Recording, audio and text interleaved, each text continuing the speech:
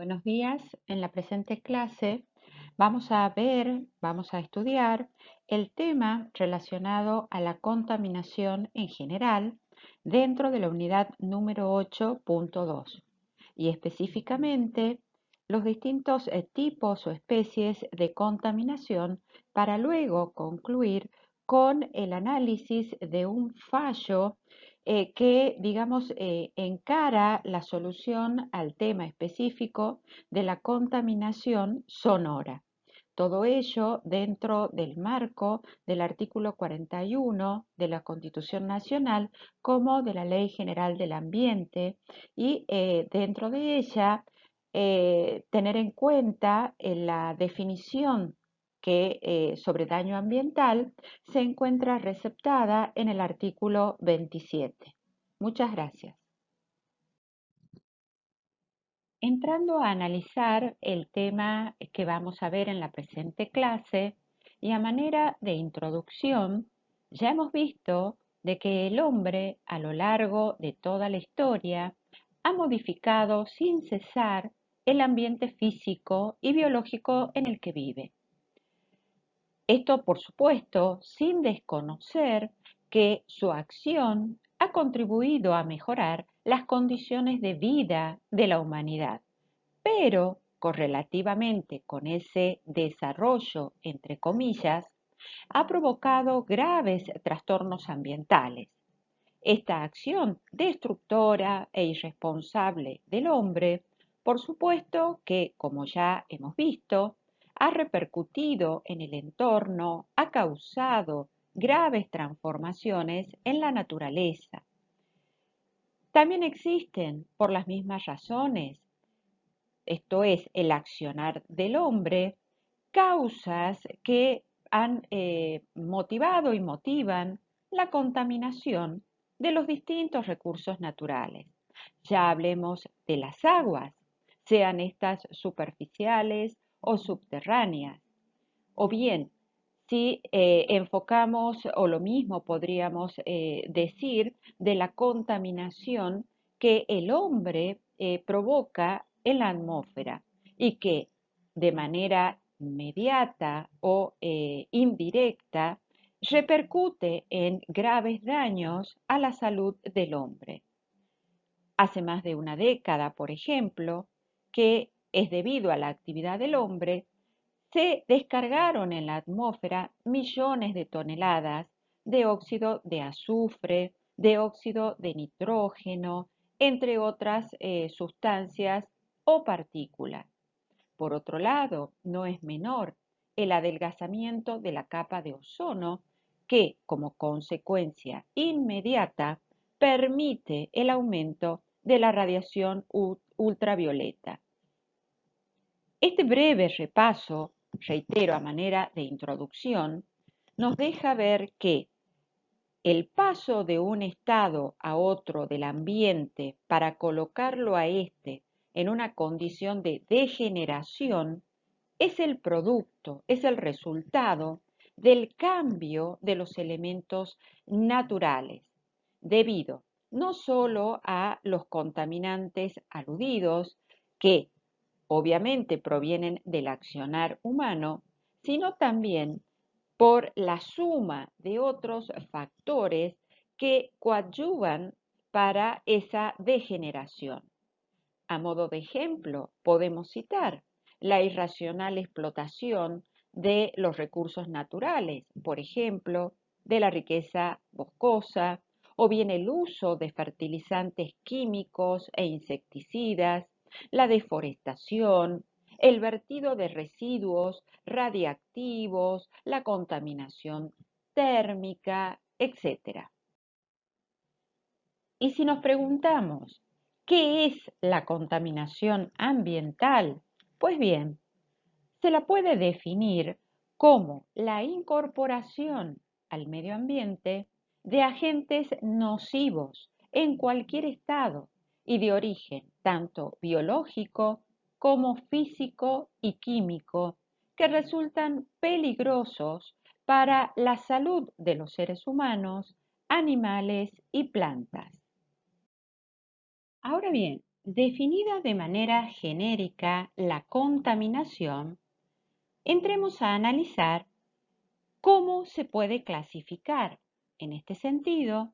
podemos adoptar distintos criterios y de esta manera distinguir distintas especies de contaminación ambiental en base a las variables que se manejen, como puede ser el tipo de contaminante que se produce, el medio afectado, la causa o fuente de la contaminación. En este sentido, vamos a hacer hincapié en aquella que distingue a la contaminación por su origen en contaminación de origen natural, por un lado, y contaminación de origen antropogénico. La primera de ellas se produce o se genera en la naturaleza sin intervención de la mano humana. Por ejemplo, los gases expulsados por volcanes o las sustancias de desecho expulsadas por animales. Esto es, la contaminación natural se refiere a aquella que es producida por agentes naturales. Dicho de otra manera, aquella contaminación que es provocada por elementos existentes en la naturaleza. A diferencia de esta especie o tipo de contaminación, ubicamos a la contaminación de origen antropogénico, que se produce como consecuencia del accionar humano. Relacionado a su turno con esta última especie, es posible distinguir distintas fuentes de emisión de contaminantes. Las principales se producen por la actividad industrial, por la actividad comercial, de transporte y las domésticas. Pasemos ahora a analizar otra clasificación, aquella que distingue teniendo en cuenta como criterio el medio afectado. Bajo este punto de vista, podemos distinguir, por un lado, la contaminación ambiental del aire,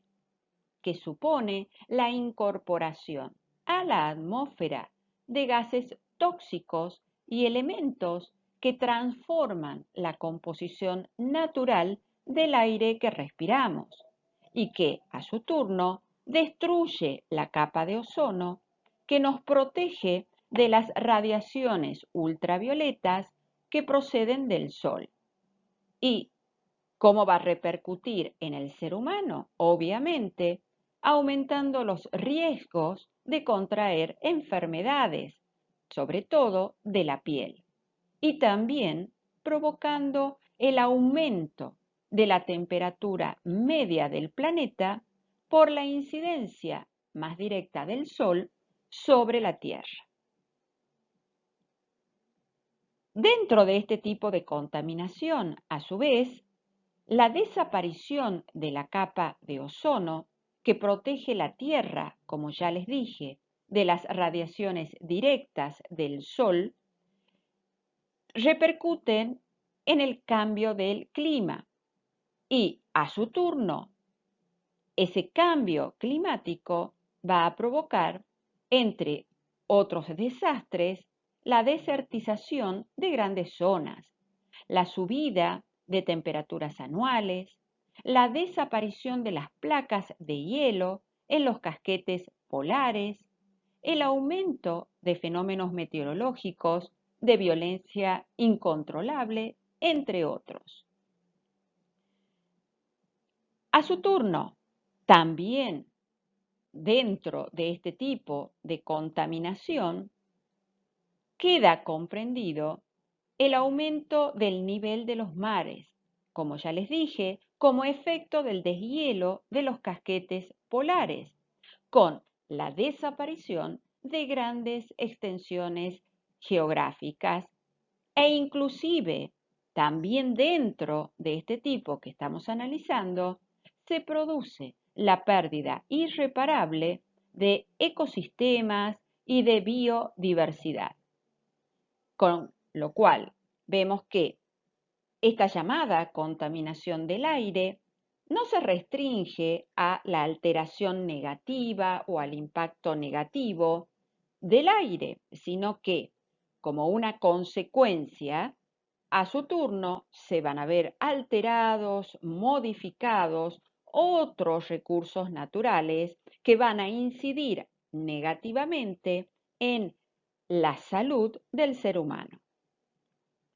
Continuando, ubicamos dentro de este criterio adoptado la contaminación ambiental del agua, que se produce por el vertido de sustancias contaminantes tóxicas y nocivas,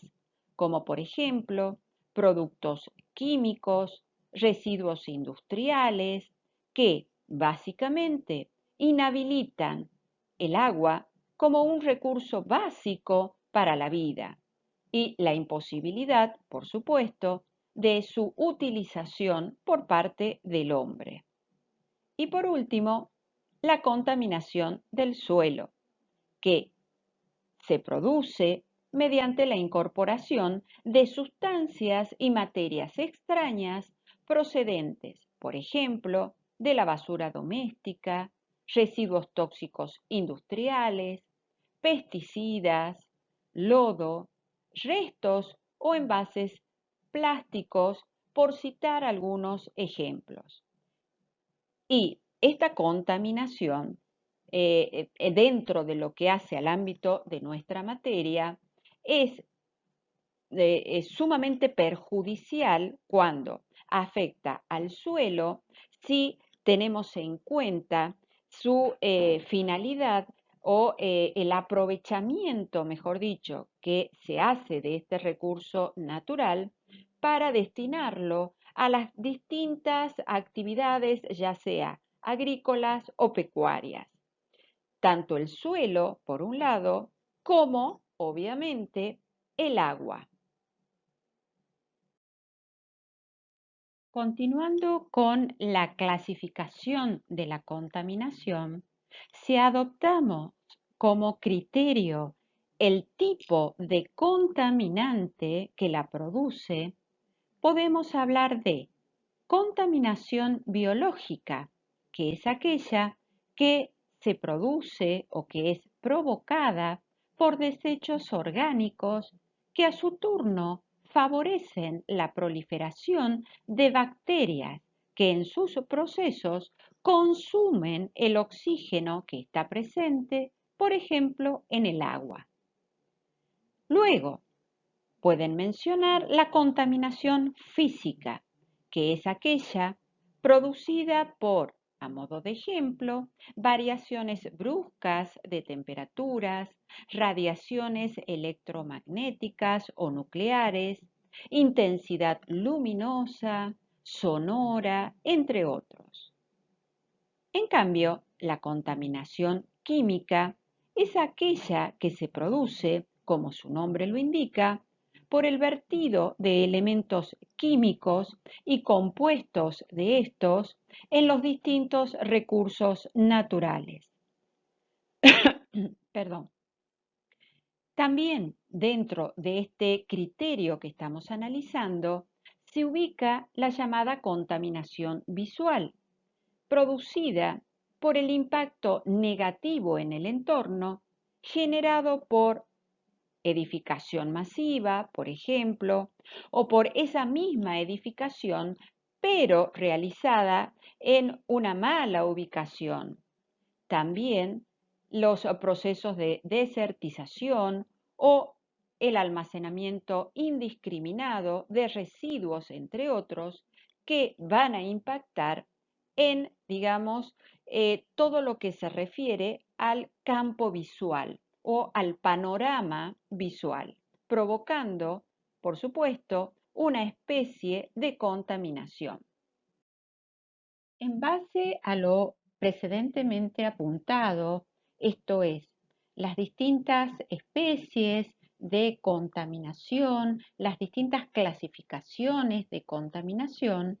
nos vamos a detener específicamente en alguna de ellas, comenzando por el llamado calentamiento global. Este es definido de manera genérica como el fenómeno de aumento paulatino de las temperaturas experimentados durante el último siglo en la Tierra. En este sentido, la temperatura promedio del planeta se incrementó alrededor de 0,75 grados centígrados a lo largo del siglo XX y las proyecciones de aumento para el presente siglo rondan entre los 2 grados a 4 grados centígrados. Y si nos preguntamos, ¿cuáles son las causas que provocan este paulatino calentamiento global?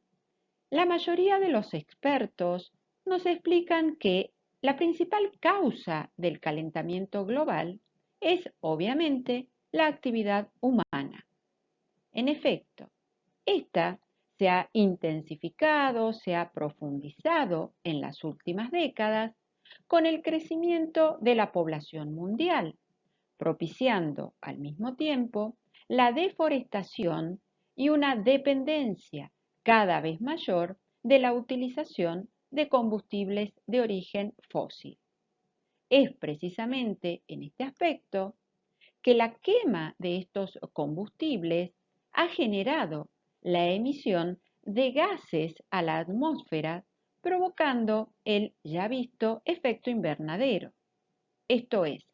que los gases se acumulan en la atmósfera, impidiendo que el calor del Sol rebote en la superficie terrestre y salga al espacio. Lo verdaderamente preocupante en este tema es que, como consecuencia de ese calentamiento global, se ve afectada o se ven afectados una serie de procesos y fenómenos naturales. En efecto, los patrones climáticos se modifican,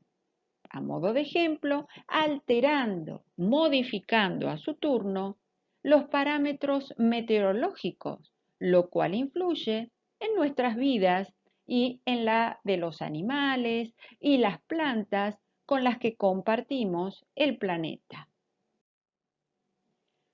Todo este proceso de calentamiento global, por supuesto que acarrea, provoca una serie de consecuencias, entre las que podemos mencionar como más evidentes o significativas, procesos de sequía, de desertificación, el deshielo, ya sea en los polos o los glaciares, el aumento del nivel de las aguas de los océanos,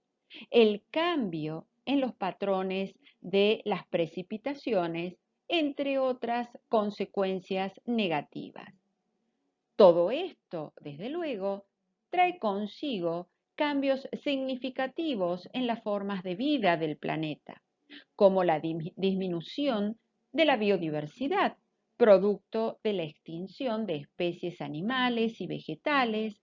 o bien pérdida de capacidad de producción agrícola del ser humano, lo cual pondría a su turno en riesgo la seguridad alimentaria de la población, entre otras cosas. Estamos hablando hasta lo que vamos viendo del llamado calentamiento global, pero deben tener en cuenta que no se debe confundir calentamiento global con cambio climático. El cambio climático se refiere al fenómeno de modificación de las temperaturas promedios, bien se trate de calentamiento o bien de enfriamiento que periódicamente experimenta nuestro planeta. Por su parte, el calentamiento global es una consecuencia del efecto invernadero, que a su vez provoca el aumento de las temperaturas del sistema climático de la Tierra. En este sentido, el calentamiento global forma parte del cambio climático únicamente cuando este último se relaciona con el proceso de calentamiento de la Tierra. Entremos entonces a analizar en qué consiste el cambio climático. En este sentido, el cambio climático supone la modificación del clima, ya sea a nivel regional o global, verificable tomando en cuenta el historial climático previo. Y esto nos lleva a analizar otro concepto, esto es, ¿a qué llamamos clima? Pues bien, el clima puede ser definido como el conjunto de condiciones atmosféricas que caracterizan a un lugar. Como tal, se determina considerando los valores estadísticos que a lo largo del tiempo se ha presentado en una zona determinada. De allí que un cambio climático sea entonces la variación del estado medio del clima registrada dicha variación durante un periodo de tiempo prolongado. Los cambios, por su parte, ocurren a diversas escalas y afectan todos los parámetros meteorológicos, esto es, la temperatura, las precipitaciones, la presión atmosférica, la nubosidad, la humedad, etc. Ahondando un poco más en este tema, el cambio climático, a su turno, puede obedecer o puede tener su origen, por un lado, en causas naturales, como la composición atmosférica o las corrientes oceánicas. Pero, por otro lado, también el cambio climático puede deberse al accionar humano, es decir, a la forma en que las actividades humanas tienen impacto sobre las condiciones climáticas del planeta o de una región determinada. En este sentido,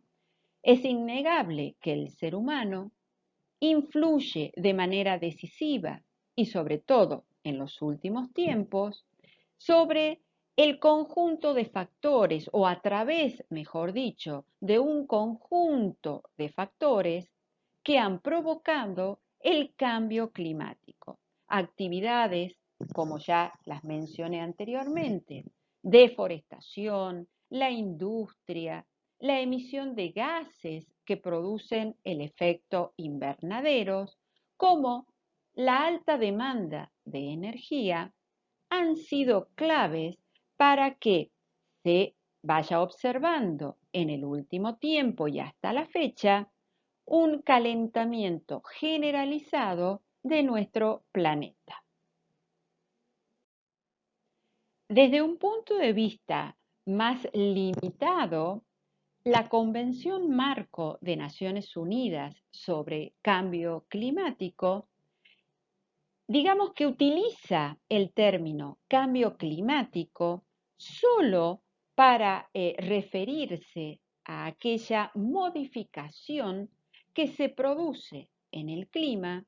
como consecuencia directa o indirecta de la actividad humana, a la que habría que añadir la variabilidad natural del clima. Entonces, lo que vamos viendo hasta aquí y delimitando son distintos conceptos. Por un lado, calentamiento global, distinguido al mismo tiempo, cambio climático, y veamos ahora a qué llamamos el efecto invernadero. Este efecto puede ser definido como un fenómeno natural del calentamiento térmico de la Tierra y es esencial para mantener la temperatura del planeta en condiciones ideales para la supervivencia. Y sin él, la Tierra sería demasiado fría, lo cual, obviamente, dificultaría el desarrollo de las especies y la existencia misma de la vida. Se le llama efecto invernadero debido a que el mismo efecto es posible observar, aunque en mayor medida, en el interior de un invernadero. Sin embargo, en las últimas décadas, la concentración de estos gases de aislamiento ha aumentado debido a la acción del hombre, a la actividad humana, a través, por ejemplo, de la quema de combustibles fósiles, de la deforestación y de la acción de las industrias, aumentando de esta manera la contaminación del aire. Este exceso, a su turno, de la capa de gases aislantes está provocando que parte de estos rayos provenientes del Sol no puedan volver al espacio, provocando un aumento de la temperatura en todo el planeta denominado calentamiento global y produciendo, lo que ya vimos, un cambio climático. Por eso el nombre de efecto invernadero se utiliza para describir todo este proceso. Desde el punto de vista temporal, si nos preguntamos cuándo comenzó este proceso o este llamado efecto invernadero, podríamos ubicarlo temporalmente a partir del comienzo de la Revolución Industrial. Y las consecuencias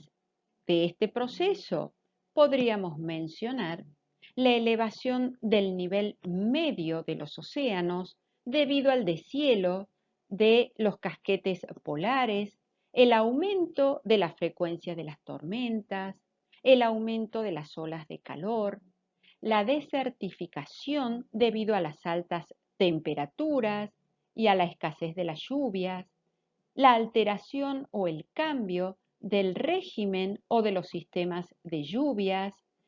que, digamos, se van intensificando o modificando en las distintas estaciones del año.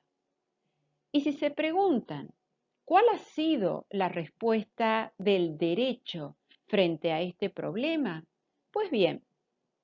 en el año 1997, con el objetivo de reducir las emisiones de estos gases, la Organización de Naciones Unidas convocó a diversos países con el objetivo de firmar un tratado que finalmente se denominó Protocolo de Kioto y que básicamente obliga a los países industrializados a reducir las emisiones de gases de efectos invernaderos en un 5,2% menos que el promedio del año 1990. Se destaca que entre los países que no accedieron a firmar este protocolo se ubica precisamente Estados Unidos, que es uno de los países que más contribuyen a este daño al medio ambiente por su proceso, digamos, de desarrollo desenfrenado. Entremos a analizar, por último, la llamada contaminación acústica. Se denomina a tal a la emisión de sonido excesivo y molesto provocado por la actividad humana, que produce a su turno efectos negativos sobre la salud auditiva, física y mental de las personas. Se denomina contaminación sonora o contaminación acústica o contaminación auditiva a la presencia a su turno, en cuanto a la causa,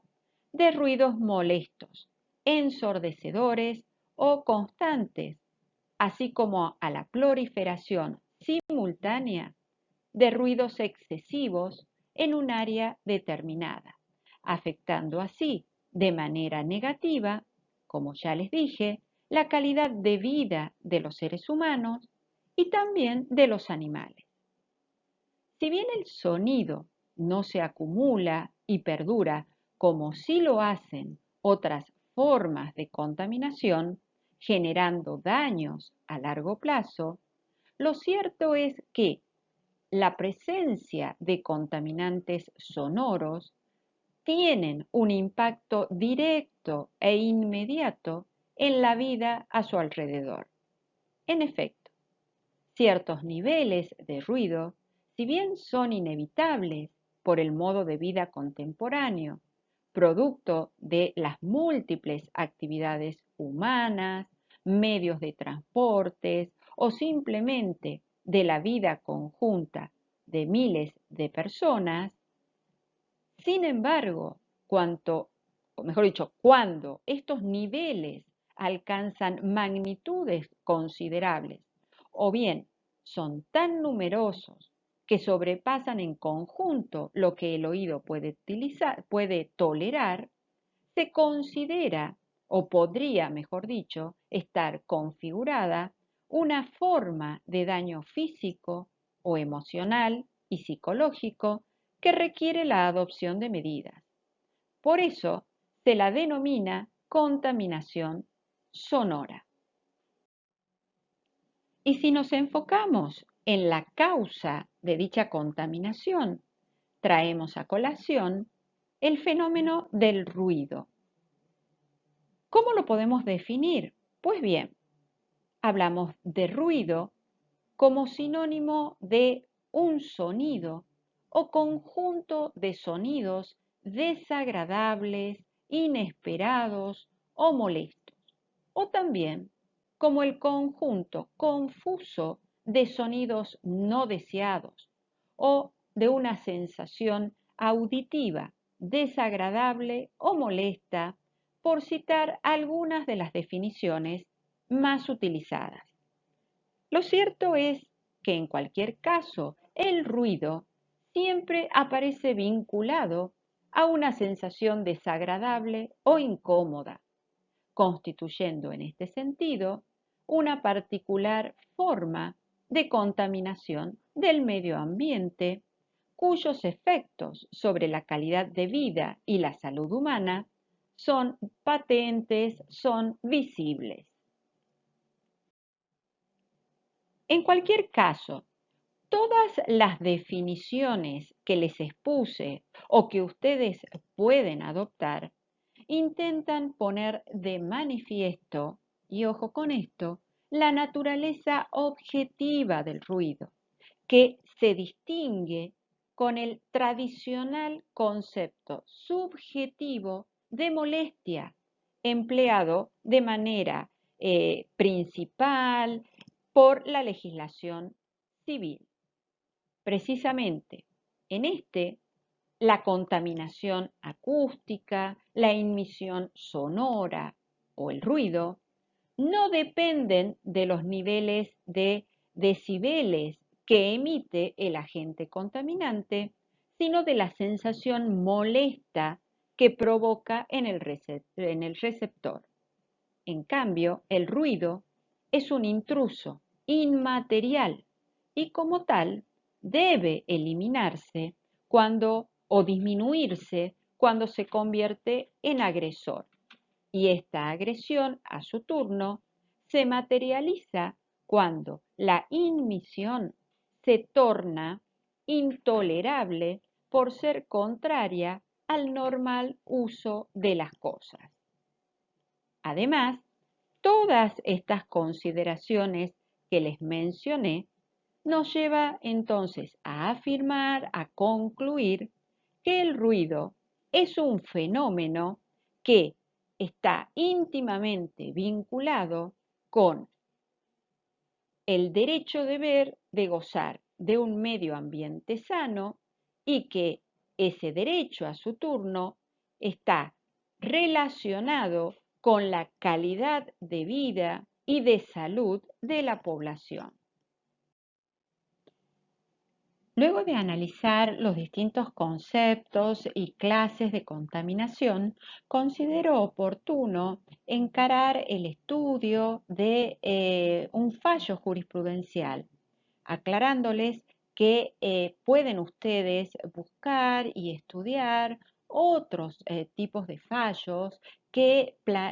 digamos, analicen no solo la contaminación acústica, sino otras de las especies de contaminación que analizamos, que vimos en esta clase. En efecto, se trata del fallo que se dictó en los autos caratulados Fernández, María Isabel y otros contra el Club Atlético General Paz Junior y otro sobre amparo, que se decidió en el año 2013 por el Tribunal Superior de Justicia de la provincia de Córdoba. En relación a los hechos, el medio utilizado para plantear el problema fue la vía del amparo y llega a conocimiento del máximo tribunal por casación frente a la sentencia de primera instancia que no hizo lugar al amparo ambiental interpuesto. ¿Cuál fue el objeto o la pretensión de la acción? Pues bien, lo que pretendía la parte actora era lograr que el demandado pusiera fin a la organización de una serie de espectáculos públicos municipales que eran organizados y llevados a cabo en un barrio residencial y que, obviamente, afectaban las condiciones normales de vida de la zona y que excedían, a su turno, el mero interés individual de cada vecino para constituirse en una cuestión ambiental. O sea que hasta lo que vamos viendo hasta acá, nos encontramos con un amparo de tipo colectivo que es interpuesto por un grupo de vecinos que viven o vivían en adyacencias de este club. En dicho club era común la organización de espectáculos públicos que, esto también es importante que tengan en cuenta, contaban con la habilitación municipal. Llegado entonces a conocimiento del Tribunal Superior, como les dije, se desestimó o se dejó sin efecto, mejor dicho, o se revocó, hablando jurídicamente, la sentencia que había desestimado este amparo ambiental, ordenando al club deportivo demandado y también a la municipalidad a que se abstuvieran de organizar o bien auspiciar en la sede del club y habilitar en cabeza de la municipalidad espectáculos que conforme a la ordenanza municipal y su decreto reglamentario reunieran las características como para incluirlos en el rubro de mega espectáculos. En efecto, en la sentencia se hizo hincapié en que la actividad de una asociación civil que en el entorno de un barrio residencial organiza con frecuente periodicidad, espectáculos públicos, musicales, bailables, recitales, musicales no bailables y bailes populares de numerosa concurrencia, obviamente genera una serie de situaciones disvaliosas para el entorno, que a su turno afectan las condiciones normales de vida en la zona y exceden el mero interés individual de cada vecino.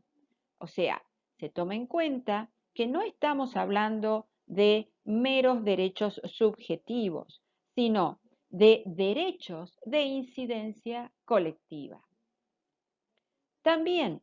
recalco de dicho fallo en que hizo mención al daño ambiental para definirlo como aquel que no se limita únicamente a las consecuencias de las emisiones de sonido por encima de la normal tolerancia, sino que además ese daño ambiental abarca todo hecho que impacte singularmente de manera negativa en las condiciones de vida de un área determinada, teniendo en cuenta, además, la tipología o el tipo de urbanización de la misma. Asimismo, partiendo de esa base, continúa la sentencia expresando que la producción de ruidos intolerables durante el día y la noche constituye una molestia, pero una molestia con aptitud de provocar en las víctimas un padecimiento de naturaleza espiritual y además psicológica, una verdadera mortificación y pérdida de tranquilidad, lo que a su turno incide negativamente en la salud y en el derecho a la paz, cuya existencia no necesita de una prueba directa, pues queda demostrada por el hecho mismo de la acción antijurídica. También la sentencia hizo referencia a la intervención del Ministerio Público en cuestiones de daño ambiental. En efecto, esa intervención no es a los fines de que represente al particular damnificado, ni que actúe en nombre de una asociación de consumidores, sino que, ojo, interviene por un interés actual, colectivo y relevante, esto es, en defensa del orden público y de la ley, resguardando, por supuesto, la regularidad del debido proceso en el que se encuentra en juego, reitero, un derecho de incidencia colectiva protegido por la Constitución Nacional. Otro aspecto que considero importante es que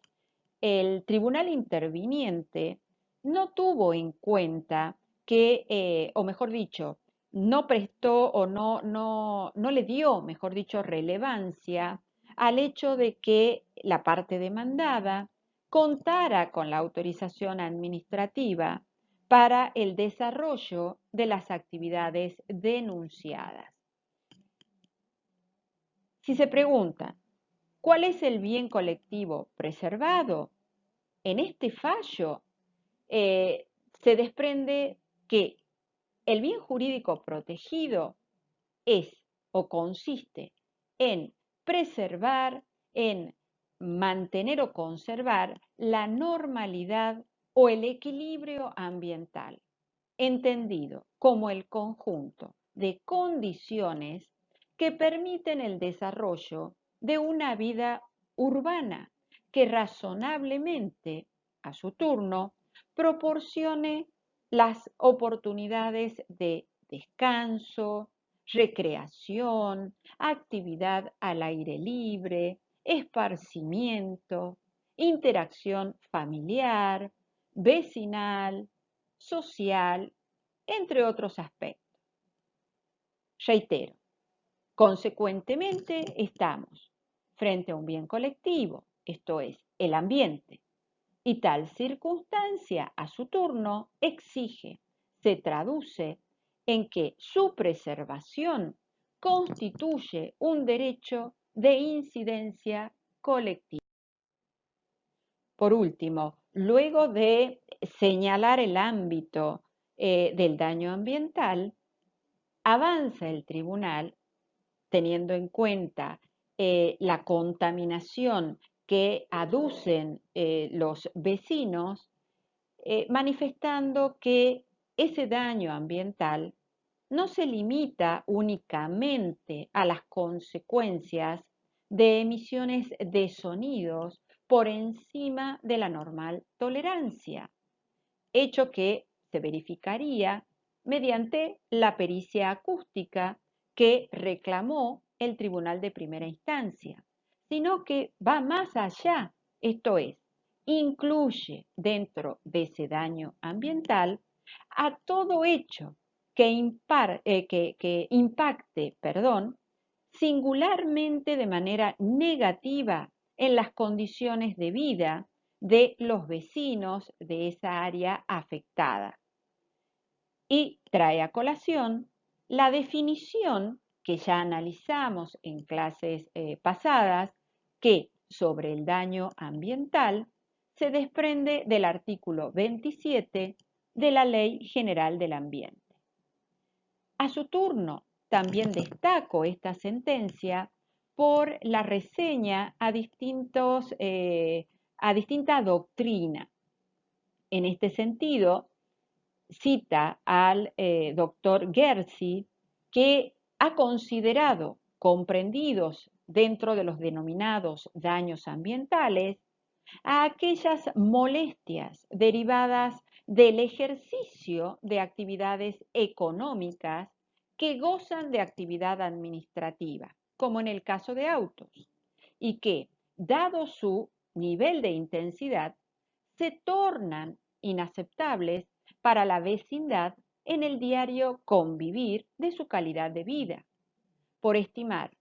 que si bien pueden afectar a persona o personas determinadas, sobre todo provocan en el hábitat comunitario una situación que en forma continuada y casi imperceptible va afectando la salud no solo física, sino psicológica, emocional, de las personas como de las generaciones venideras.